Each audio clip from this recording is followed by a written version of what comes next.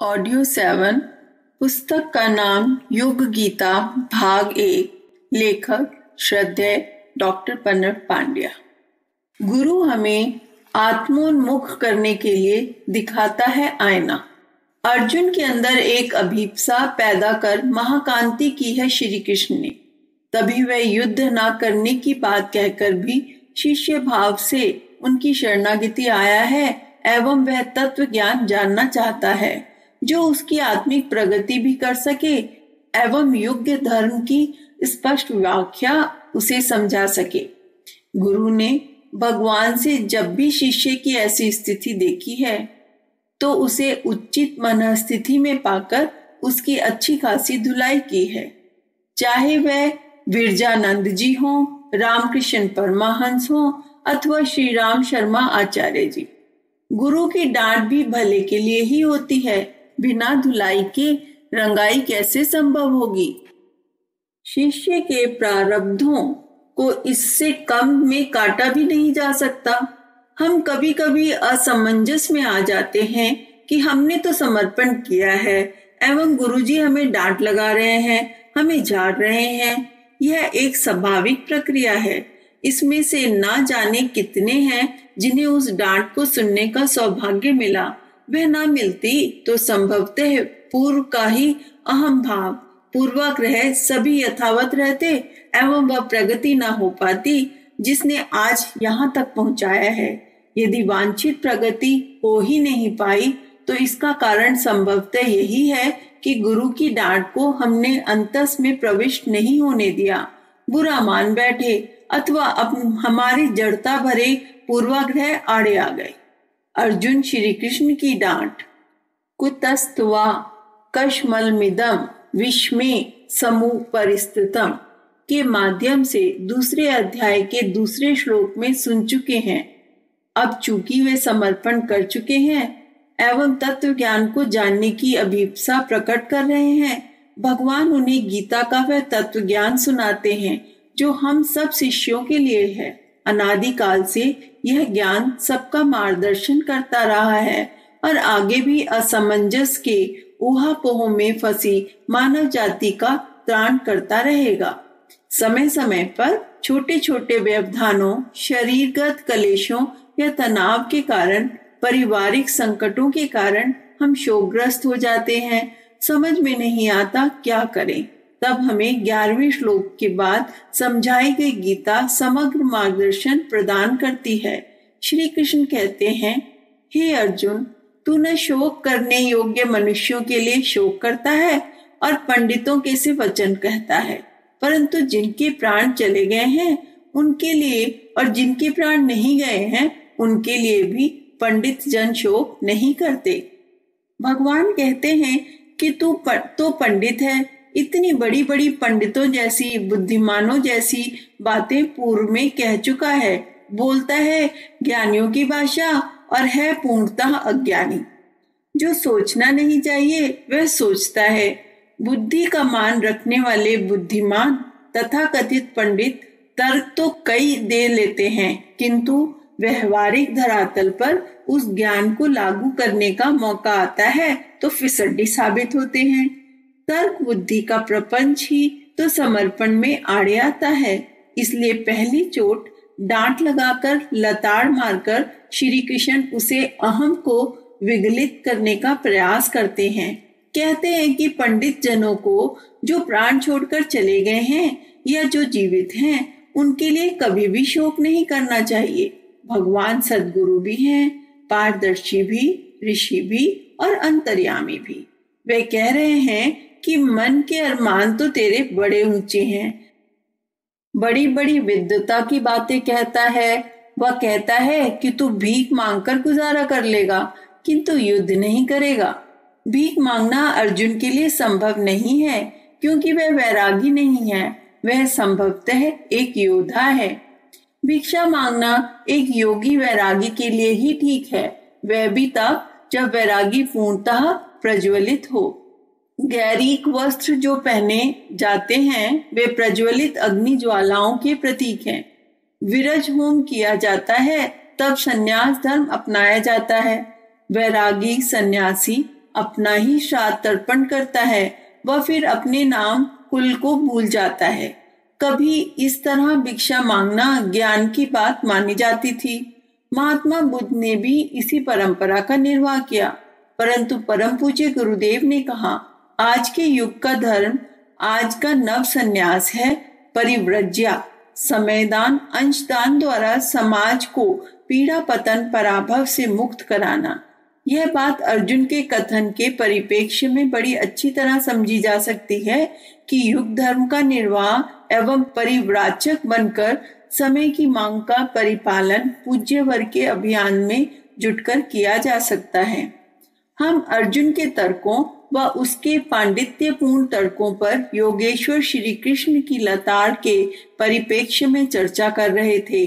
भगवान कहते हैं, तुझे शोक नहीं करना चाहिए। ना तो ऐसा है कि मैं किसी काल में नहीं था, तू नहीं था, अथवा ये राजा लोग नहीं थे जिनके लिए तू शोक कर रहा है, और ना ऐसा ही था कि इससे आगे हम सब नहीं रहेंगे।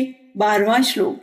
इसके आगे वे कहते हैं कि जैसे जीवात्मा की इस देह में बालकपन, जवानी व वृद्धावस्था होती है, वैसे ही अन्य शरीर की प्राप्ति भी होती है। उसी विषय में धीर पुरुष मोहित नहीं होते, शोक नहीं करते।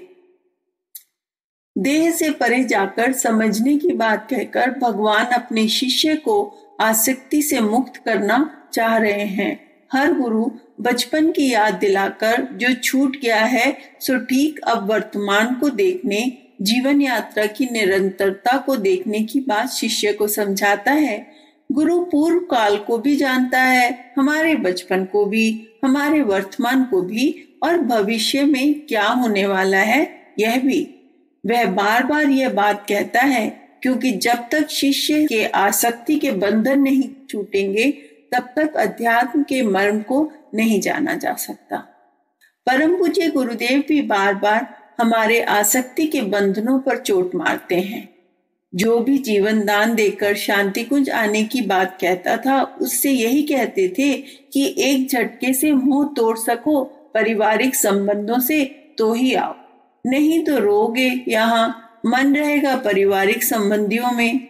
ना जाने हमारे काका जी, मौसी जी का क्या हो रहा होगा। जब भी कोई कार्यकर्ता किसी शादी ब्याह में किसी की बीमारी में जाता है तो पूजवर यही कहते थे कि तू अपनी नानी की, बेटी की, मौसी की बच्ची के ब्याह में क्यों जा रहा है।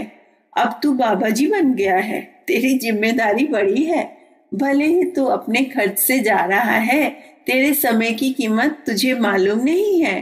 तू यहीं रह, शादी ब्याह के बाद रिश्तेदारों को युग तीर्थ में आशीर्वाद के लिए बुला ले, सब निहाल हो जाएंगे।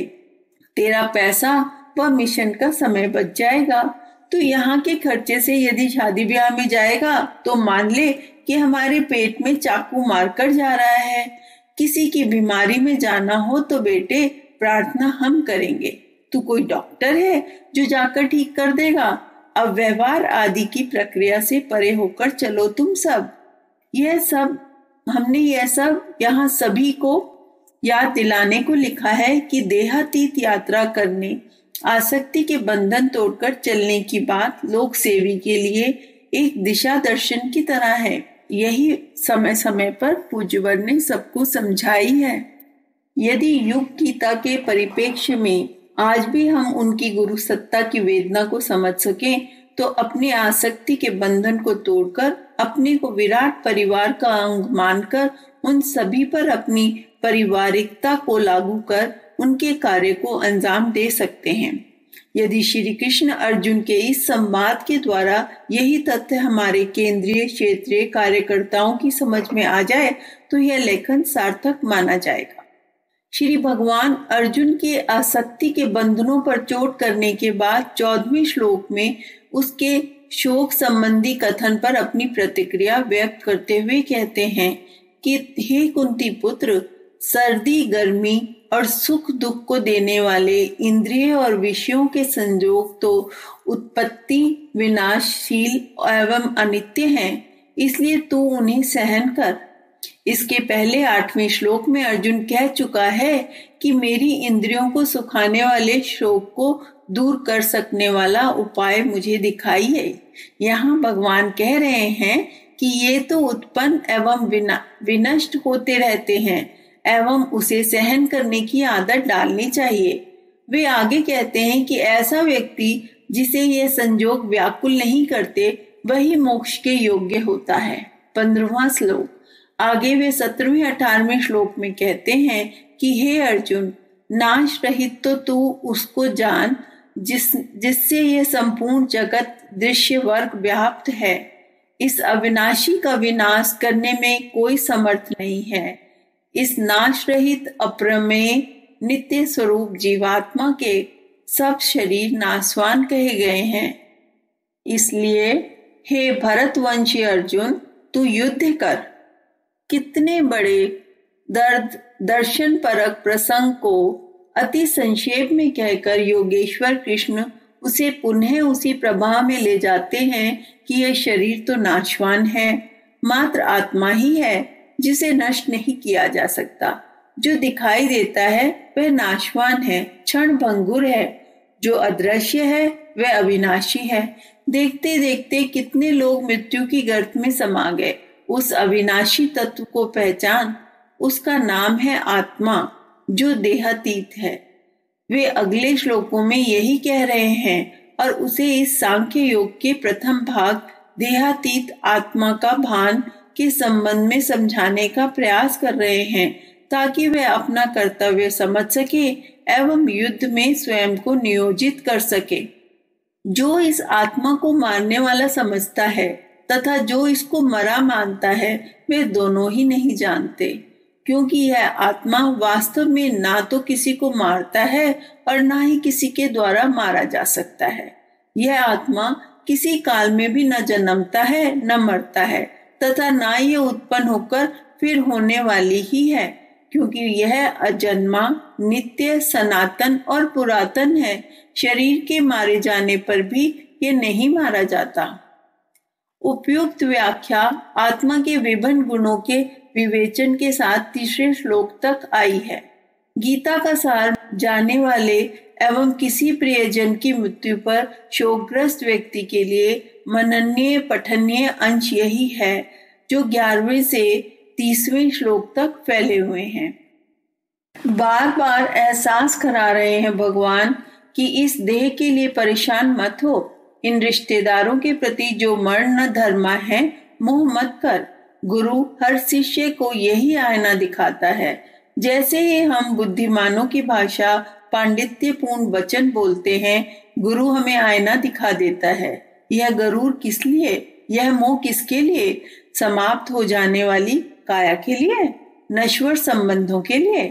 बार बार योगेश्वर कृष्ण अपने शिष्य अर्जुन से कहते हैं कि वे शाश्वत संबंधों को पहचाने, अस्थायी संबंधों को भूले।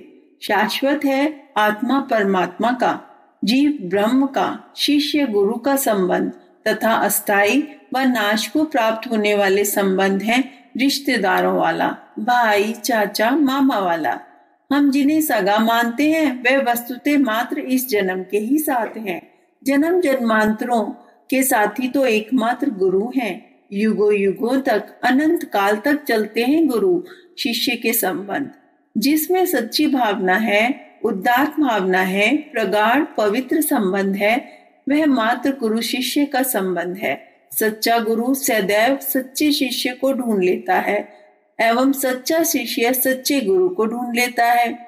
भगवान बार बार अर्जुन के मुंह पर चोट करते हुए अगले श्लोकों में यही बात पर पुनः पुनः जोर देते कर कहते हैं, पुराने वस्त्रों को त्याग कर मनुष्य जैसे नए वस्त्रों का धारण करता है, वैसे ही जीवात्मा पुराने शरीरों को त्याग कर नए शरीरों को प्राप्त करती है। इस आत्मा को न शास्त्र काट सकते हैं, न आग ही जला सकती है, न जल इसे गला सकता है और न वायु उसे सुखा सकती है।